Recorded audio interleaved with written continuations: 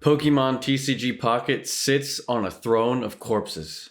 One of the most successful mobile games of 2024, Pokemon TCG Pocket delivers an engaging experience that has really breathed new life into the digital aspect of Pokemon TCG. But if Pokemon TCG Pocket is so addicting and fun, why were its predecessors absolute failures? I bet many people didn't even know that there were other games. It all started in 2011 during the beginning of Generation 5. Pokemon TCG Online was released. It started as a computer game that eventually made its way to mobile. It featured 60-card deck battling with CPUs and a PvP versus mode. There was also a PvP tournaments mode.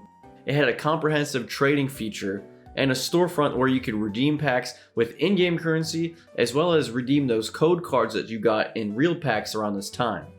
This game was actually really great. It played really well. You could view and build an awesome collection of cards, or just enjoy some casual battling with fun theme decks. Being a great game from launch, TCG Online always got the newest sets added to it on day one of release, simulating real life. But that was actually the problem. Due to what online fans speculate is an issue with the original developer Direwolf Digital, this game would only get the newest sets added to it, and that's it. You see, Online would spend the next 12 years being almost exactly the same game it was at launch. It would remain a digital battling simulator that only really dedicated fans to the TCG would play and enjoy. Fast forward to 2023, the Pokemon Company would shut down Online and replace it with Pokemon TCG Live. Live was supposed to breathe new life into the Pokemon TCG.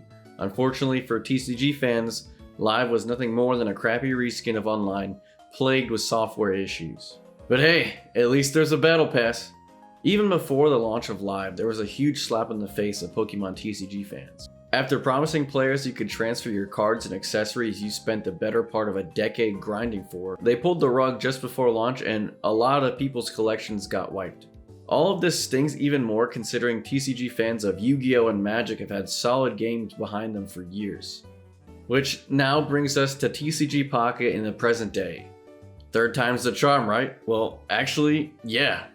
There are frequent events, it has a modern and attractive UI, and addicting pack opening and Wonder Trade systems. They added a big community aspect to the game where you can show off your collection to your friends, and the thing is, everyone gets rewarded for engaging with the system daily. It makes you want to pass the good vibes around to all your friends, make sure that they're getting their likes every day, because that means more rewards. Fundamentally, they have changed the primary mode of the game from deck building and battling to opening packs in a more approachable gacha style. There's just something about hearing that.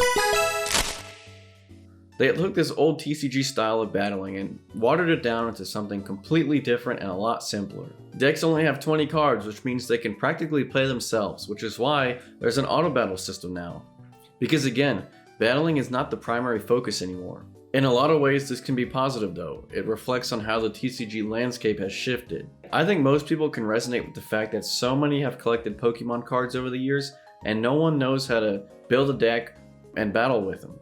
The allure of Pokemon cards has always been collecting cards with your favorite mons on them.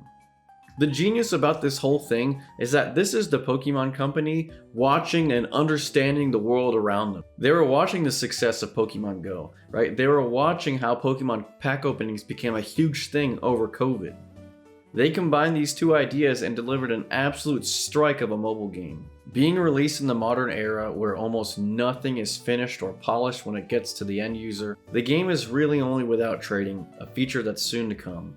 Trading was an integral part of TCG Online, the game I mentioned earlier.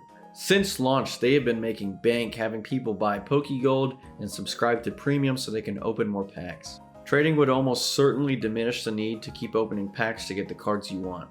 All this to say that we should expect some sort of restriction on the trading feature when it drops.